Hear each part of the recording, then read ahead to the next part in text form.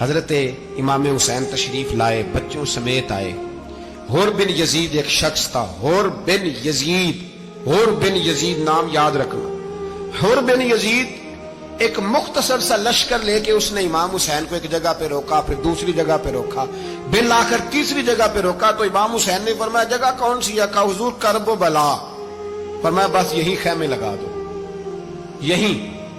حضرت سیدہ زینب نے پوچھا امام حسین سے کہ سارے زمانے نے روکا ہے، ٹھیک ہے آپ حق پہ ہیں، یہ بھی سب نے کہا ہے آپ حق پہ ہیں، پر روکا بھی سب نے، آپ روکے کیوں نہیں؟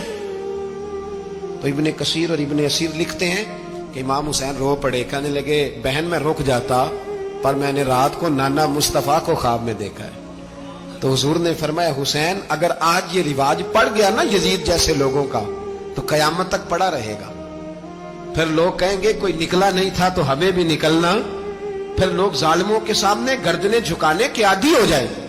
میں کہتا رہتا ہوں، کہہ رہا ہوں، کربلا کی جنگ کفر اسلام کی جنگ نہیں، کفر اسلام کی جنگ نہیں کربلا کی، کیونکہ یزید تو بڑا پکا نمازی تھا، خطبہ دیتا تھا وہ تو۔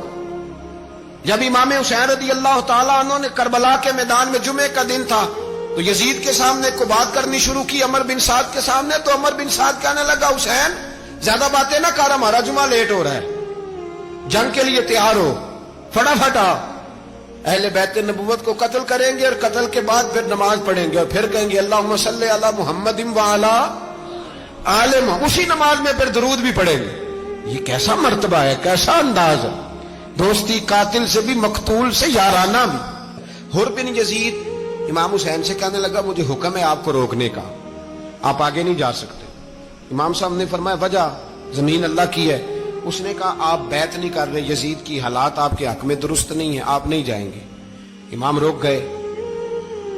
ظہر کی نماز کا وقت ہوا تو حضرت علی اکبر امام حسین کے بڑے صاحبزادے انہوں نے اذان ظہر پڑھی تو حور بن یزید کے لشکر نے امام حسین کے پیچھے نماز ادا کی۔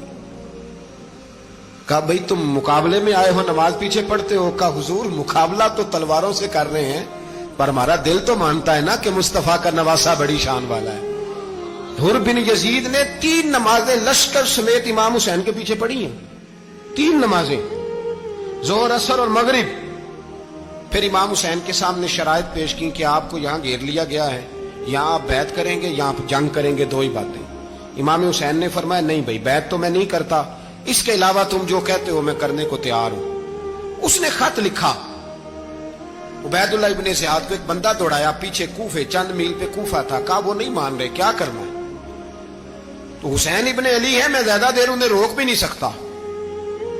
انہوں نے پیغام دیا حور بن یزید کو کہ کرنا کچھ بھی نہیں، ان کا پانی بند کر دو، بلیک میل کرو، کھانا پانی نہیں ملے گا، چھوٹے چھوٹے بچے ہیں، خود ہی مان جائیں گے۔ حضرت امام علی مقام کے بارے میں حور کے پاس جب یہ پیغام آیا تو حور کہنے لگا میری طبیعت نہیں مانتی حسین پر پانی بند کروں، دل نہیں مانتا۔ جب یہ لفظ کہے نا دوبارہ تو پھر عبید اللہ ابن زیاد نے عمر بن سعد کو 10,000 آدمی دے کے بھیجا، کہا حور بن یزید لچک دکھا رہا ہے حسین کے حق میں۔ ایک رے کا علاقہ تھا، بڑی وہاں فصل ہوتی تھی، لوگ کوشش کرتے تھے وہاں کا گورنر بننے کی، کوشش کرتے تھے۔ تو عبید اللہ ابن زیاد کہنے لگا تمہیں رے کی گورنری ملے گی، سب سے سرسبز و شاداب علاقہ، تمہیں وہاں کا گورنر بنایا جائے گا اگر حسین کے خلاف لڑو گے۔ یہ اتنی زبردست ہوتی ہیں گورنریاں کہ گورنریوں کے لیے لوگ نسل رسول کے خلاف بھی نکل آتے ہیں، یہ اتنی تگڑی ہوتی ہیں، اتنی جلدی وفاداریاں بدلتی ہیں۔ امام حسین کو روک لیا گیا، عمر بن سعد نے روک لیا۔ 1 محرم کو امام آئے، 7 محرم تا روکا گیا، 7 محرم کو پانی بند کر دیا۔ جانور پانی پیتے تھے، گھوڑے پیتے تھے، کتے پیتے تھے، لیکن مصطفیٰ کے گھرانے کو پانی پینے کی اجازت 3 دن تک پانی بند رہا۔ 9 محرم کو عمر بن سعد نے اور لوگ بلائے۔ شمر ایک بڑا سخت آدمی تھا، سنگ دل بدبخت، جس نے حضرت علی اصغر کے گلے پر تیر مارا تھا، وہ اور لشکر لے کے آیا۔ رات کو کہنے لگا امام حسین رضی اللہ تعالیٰ عنہ سے کہ بس بڑا ہو گیا، یہ 9-10 محرم کی درمیانی رات، یہاں آپ جنگ کریں گے یا آپ بیعت کریں گے، 2 ہی باتیں۔ امام حسین اندر گئے، سیدہ زینب سے مشورہ کیا، باہر آئے، فرمایا بات وہی ہے جو پہلے دن والی ہے۔ او بھائی بچے ساتھ ہو، सहरा का इलाका हो, तपती हुई रेत हो, इतने कठिन और सख्त हालात, चारों जानब मौत ही मौत, दूर दूर तक अपनों का नामो निशान कोई नहीं, और अकेले फैसला करने वाले इमाम हुसैन, बाकी सारे बच्चे हैं या औरतें, सारे बड़े अकेले। इमाम हुसैन रज़ी अल्लाह ताला अन्हु ने फरमाया, भाई बैत तो मैं नहीं करता, बाकी जो तुम्हारा प्रोग्राम है। शिमर और इब्ने साद कहने लगे फिर जंग के लिए तैयार हो जाएं। क्या अंदाज है इमाम हुसैन का। फरमाने लगे कल जंग करूंगा, मुझे पता तो है जंग का नतीजा क्या निकलना है, एक रात मुझे दे दो ताकि मैं खुल के अपने रब की इबादत तो कर लूं। हुसैन ने जाना है, मुझे पता है कल रिजल्ट 72 और 22,000 का क्या एक रात मुझे दो, मैं मालिक से राज न्याज तो करूं, मैं गोया उससे पूछूं तो सही कि मालिक मेरे वालिद भी शहीद हैं, भाई भी शहीद हैं, नाना को भी दुखों में देखा है, तो अब मेरी बारी है, तो मालिक मैं हाजिर हूं, मुझे मौका तो दो, इसलिए कि मेरे नाना ने बदर में भी सारी रात इबादत की थी, सुबह मुझे मौका दो। और दुनिया का उसूल है जब कोई मौका मांगता है तो दिया जाता है। ये दोनों कहने लगे कोई मौका नहीं। हुर बिन यजीद पीछे से बोला, कहने लगा नहीं, बदतमीजी ना करो, हुसैन को मौका दो, तुम्हें देना पड़ेगा। मौका दिया। हुर बिन यजीद ने फिर मिन्नत की, कहा हुजूर आप मेहरबानी करें मान जाएं। फरमाया मानने वाला खाता कोई नहीं। फरमाया मानने वाला खाता, बोलिए मानने वाला खाता, ये बड़ा मुश्किल काम है भाई। जमीर का सौदा अब तो आम हो गया, बाजार लगते हैं, रेट लगते हैं, अपनी अपनी चाहतों पे लोगों ने अपने अपने अंदाज सजाए हुए। कोई आदमी बस अच्छे तरीके से नाम ले ले तो बस हम उसके पीछे चल जाते। अब तो आम हो गया ये मामला। इमाम हुसैन ने फरमाया हो ही नहीं सकता, मुमकिन ही नहीं है। सारी रात इबादत में गुजरी, रियाजत में गुजरी। तहज्जुद का वक्त हुआ तो घर वालों को बुलाया, फरमाया देखना तुम्हारी सी की आवाज ना बाहर आए, खबरदार सी की आवाज ना आए। और इमाम ज़ैनुल आबिदीन से फरमाया तू बीमार है, तू जिहाद नहीं करेगा, लेकिन ख्याल रखना पीछे। और बड़ी कीमती बात बता रहा हूं, हमारी बीवियां किसी के घर मैयत हो जाए तो 4 दिन बुखार नहीं उतरता।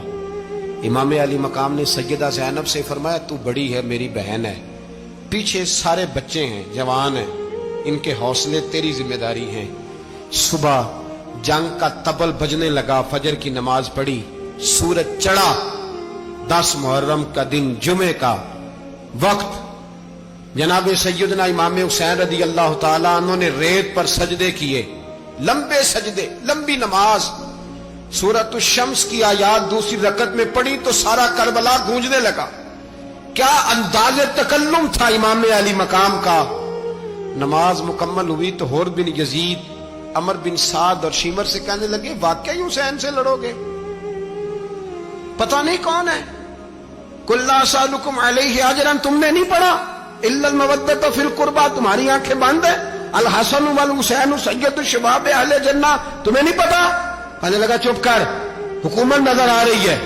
और बिन यजीद कहने लगे फिर मेरा भी फैसला सुनो, मुझे हुकूमत नहीं चाहिए, मुझे जन्नत चाहिए, हुकूमत नहीं चाहिए।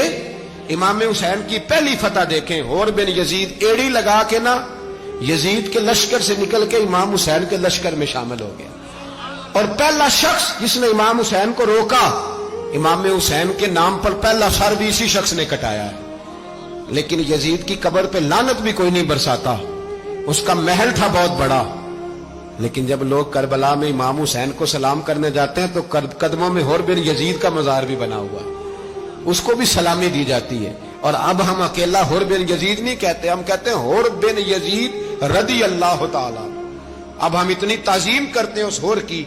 जनाबे इमाम हुसैन को मैदान में खड़ा किया गया, जिहाद का तबल बजा, पहले खुद्दाम आए। और सुन लो, आज वो पता नहीं बाजारी से लोग चढ़ गए स्टेजों पे, बाजारी से, ना चेहरे पे दाढ़ी है, ना सर पे कोई कपड़ा है, बाजारी लोग हैं, भाग रहे हैं, बाजू चढ़ाए हुए हैं, बटन खोले हुए हैं, तमाशा बना दिया। सुनने वालों का भी अल्लाह ही हाफिज है। वो स्टेज पे ये अहले बैत की शान बयान करता है, भाग के उधर जाता है, ये कोई तरीका है। सुनने वालों का भी अजीब अंदाज है, हर बंदे को सुनने बैठ जाते हैं। दीन मुहज्जब है, तहजीब वाला है, दलाइल रखता है, दीन वकार रखता है, ऐसे लोग अब दीन बयान करेंगे। हजरत सैयदना इमाम हुसैन रज़ी अल्लाह ताला अन्हु सुबह जब जिहाद का वक्त आया, पता है कौन कौन थे करबला में?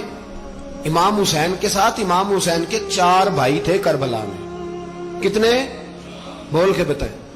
حضرت علی کے 4 بیٹے، عباس بن علی جن کو حضرت عباس کہا جاتا ہے نا، علمدار، یہ حضرت علی کی دوسری زوجہ میں سے. عباس بن علی بھی تھے اور ابو بکر بن علی بھی تھے، عمر بن علی بھی تھے، عثمان بن، یہ حضرت علی کے بچوں کے نام ہیں. یہ آپ کے شہزادے امام حسین کے ساتھ شہید ہوئے. ان کا نام صرف اس لیے نہیں لیا جاتا کہ ان کا نام خلفائے ثلاثہ کے نام پہ، حضرت علی نے اپنے یاروں کے نام پہ رکھا.